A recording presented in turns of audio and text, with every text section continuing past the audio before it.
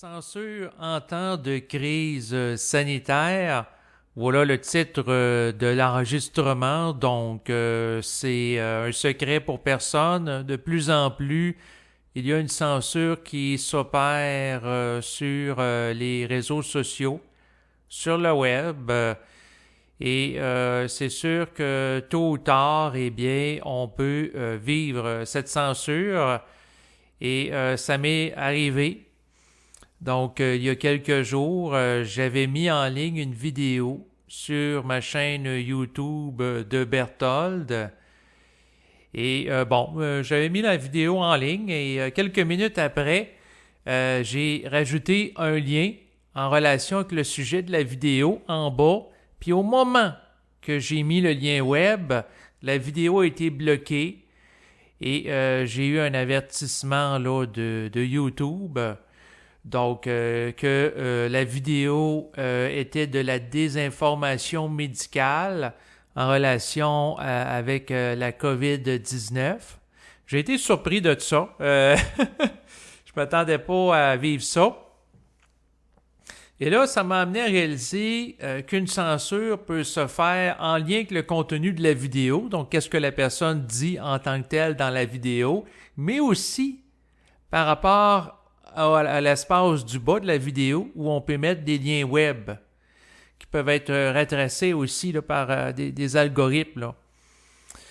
Donc, à ce moment-là, après avoir vu la vidéo bloquée, je me suis dit que sans doute le problème, c'est le lien que j'ai mis en bas de la vidéo parce qu'elle a été bloquée là, sur YouTube à ce moment-là. Eh bien, comme je trouvais la vidéo intéressante, j'ai dit, je vais remettre la vidéo sans mettre le lien web en bas qui a été problématique parce que c'est à ce moment-là que la vidéo a été bloquée tout de suite au même moment. Et par la suite, en voulant remettre la vidéo a été bloquée. Et j'ai eu un avertissement de YouTube. Non, c'est une prise. La première fois, c'est un avertissement. Ensuite, j'ai eu une prise. Puis la façon que ça fonctionne, c'est que si la personne a 3 prises, c'est comme au baseball. 3 prises, you're out. C'est le même principe qui s'applique. Donc, quelqu'un qui a 3 prises, sa chaîne YouTube est fermée. Donc, la vidéo a été supprimée. Donc, en voulant la remettre une deuxième fois, probablement que YouTube a détecté que c'était exactement le même poids de la vidéo. La même quantité de meg. Et la durée était pareille aussi. Donc, c'est peut-être ça qui est arrivé. Vu qu'il était bloqué une fois, par défaut, il la bloque une deuxième fois. Et j'ai appris qu'une personne que je connais, dans le fond, avait téléchargé la vidéo à partir de ma chaîne Odyssey. Parce que ce qu'il faut comprendre, c'est qu'à chaque fois que je mets une vidéo en ligne sur ma chaîne YouTube, elle est sauvegardée simultanément ou dans les heures qui suivent sur Odyssey. Donc, les deux chaînes sont synchronisées. Ce qui fait que j'ai pas besoin de remettre toutes les vidéos une par une là, sur Odyssey. Là, elle synchronise là, cette plateforme-là sur YouTube. Donc, si une vidéo vient à disparaître de YouTube, donc à ce moment-là, si la vidéo a été synchronisée par Odyssey, vous allez pouvoir la retrouver sur le site d'Odyssey, donc .com. Donc, c'est sûr que j'encourage les gens à s'abonner dès maintenant à ma chaîne Odyssey, naturellement. Et la personne qui avait mis donc la vidéo de Berthold, parce qu'il l'avait vue là, synchronisée sur Odyssey, elle avait disparu de ma chaîne. Lui, il l'avait téléchargée, puis ce qu'il m'expliquait, c'est qu'il avait dû la recoudre à cause d'arrêts fréquents, dans le sens que probablement que la vidéo sautait un peu, fait qu'il a fallu qu'il raboute là, des morceaux de la vidéo, faire un montage, ce qui faisait en sorte que la vidéo de Berthold n'avait pas tout à fait la même taille, avec un titre aussi différent que Mi, qui avait rien à voir avec la crise sanitaire ou le virus. Et elle a été par la suite, là, dans les heures qui ont suivi, elle a été censurée, elle a été bloquée là, sur YouTube. Donc, j'en viens à la conclusion que le propos que Berthold a tenu a été bel et bien évalué comme étant problématique par YouTube. Donc, à présent, j'ai pris quelques jours pour évaluer la situation et j'en suis venu à la conclusion que, à présent, j'ai l'intention de mettre les vidéos avec des commentaires qui portent sur la crise sanitaire, le coronavirus, qui vont pas dans le sens du discours officiel sur Odysee seulement. Donc, c'est sûr que présentement, il y a, dans le fond, de plus en plus de censure sur le web. Au fil des mois, je sens que la tension monte. Et au Québec, par rapport aux mesures sanitaires, c'est la même chose pour la France, en Europe, dans plusieurs pays. On sent que la tension en lien avec la gestion de crise, entre autres, est en augmentation. Et je vois en lien avec ça, de plus en plus de gens là, au fil des semaines, des mois, là, qui sont censurés là, sur les réseaux sociaux. Là. Et ce que je vois présentement, ce qui est à l'œuvre, c'est dans le fond une volonté de faire disparaître là, tout discours qui ne va pas dans le sens là, du narratif officiel. Là. Donc de faire disparaître ça. Là, puis la nouveauté, c'est que les réseaux sociaux qui sont populaires de masse comme YouTube, donc certaines plateformes, c'est sûr qu'il y a de plus en plus de censure qui s'opère. Donc, des médias de masse aux plateformes plus populaires par rapport à des discours qui ne vont pas nécessairement dans le sens de ce qu'on veut véhiculer là, naturellement à la population. Et je sais que présentement, il y a certaines personnes qui veulent faire d'un tabou social de pas aller dans le sens du discours officiel comme autrefois. Quelqu'un qui n'allait pas dans le discours de la religion organisée catholique, donc dans le sens de l'Église, la personne pouvait être excommuniée de l'Église. D'ailleurs, en lien avec ça, il y avait un adage qui disait « hors de l'Église, point de salut ». Donc, ça amenait la personne à l'exclusion sociale. Et aujourd'hui, l'exclusion se traduit sur le plan numérique, dans le sens que la personne qui ne va pas dans le sens du discours qui est véhiculé par certaines plateformes web là, qui s'adressent à la masse, la personne est exclue. Donc, c'est sûr que plus ça change, plus ça paraît dans un sens. Et le tabou social de l'heure actuelle, c'est pas les extraterrestres. Autrefois, de parler du phénomène extraterrestre, il y avait de la censure où les gens étaient mal vus. Là, on va sur YouTube, puis il y a plein de vidéos sur les où ce qui est question des extraterrestres ou la sexualité. Autrefois, ça a beaucoup changé, hein? De parler, par exemple, autrefois, avant la Révolution tranquille au Québec, avant les années 60, de parler, par exemple, ouvertement d'homosexualité, de transsexualité. C'était des sujets tabous. Et puis aujourd'hui, de plus en plus sur le web, on en entend parler. Mais il y a de nouveaux tabous qui sont apparus donc à l'époque actuelle. Et c'est en relation naturellement avec le virus. Qu'est-ce qui ne va pas dans le sens du discours officiel, entre autres. Donc, ce que je veux dire, c'est que pour ce qui est des vidéos qui portent sur la conscience supramentale, la métaphysique, des sujets comme le double, la réincarnation, la mort, je vais probablement continuer à être diffusé là, sur YouTube. C'est sûr que Odysee, c'est un endroit où j'ai l'intention, entre autres, de diffuser des enregistrements de Berthold. Donc, s'il en fait d'autres où il est question de gestion de la crise sanitaire, du coronavirus ou de la substance qu'on cherche à nous injecter dans la peau, Berthold est bienvenu pour me faire parvenir ces vidéos. C'est tout simplement ça. Et par la suite, moi, j'annoncerai là, les vidéos là, sur ma page Facebook.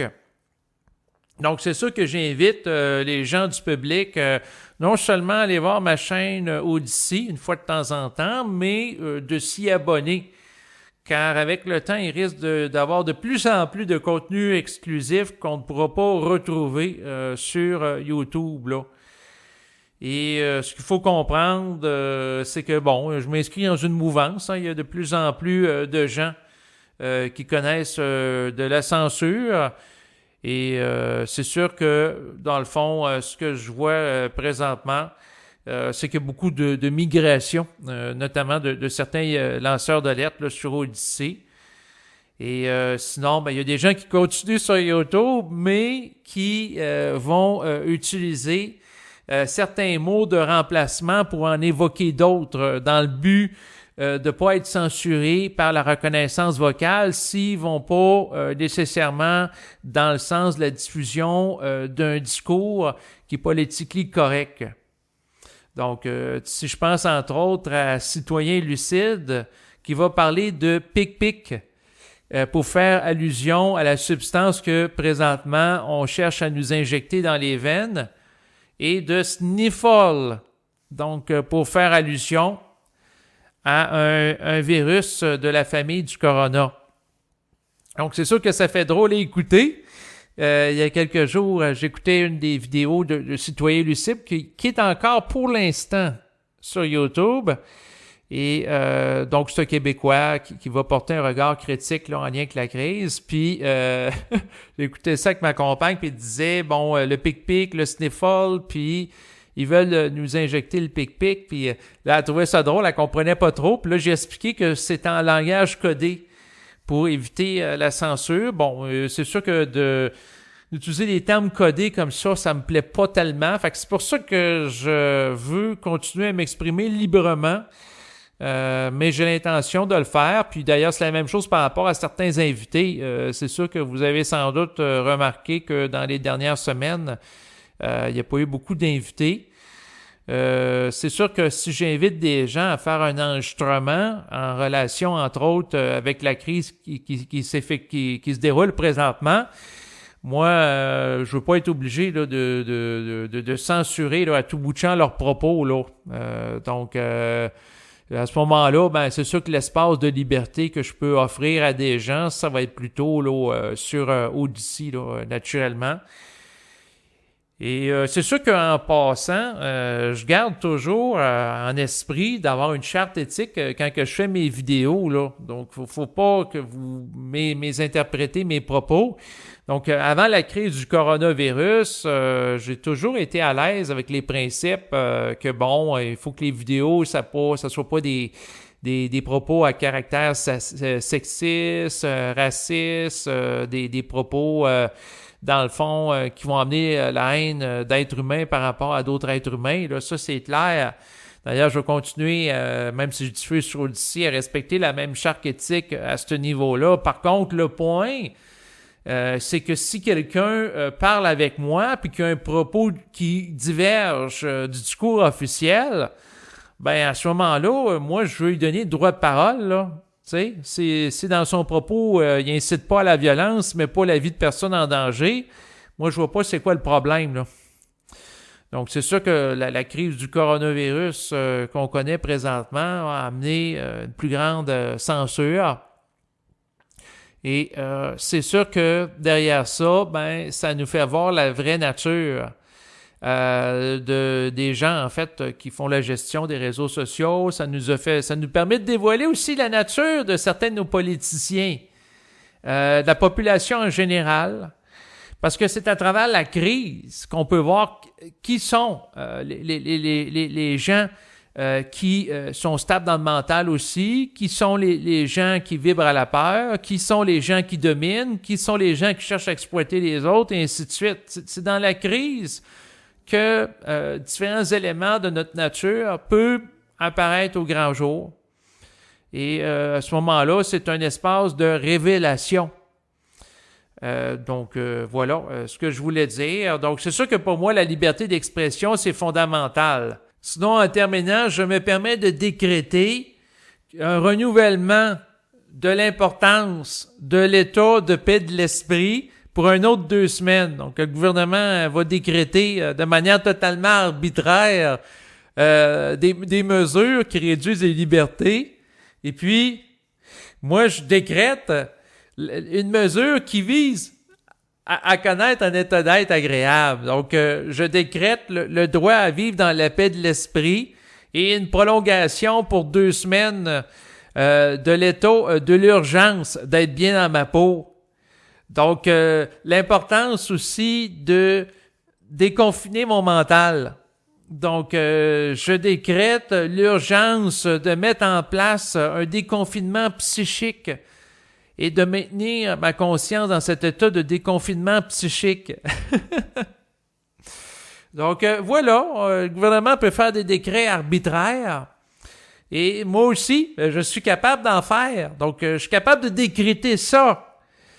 Et là-dessus, je vais vous laisser.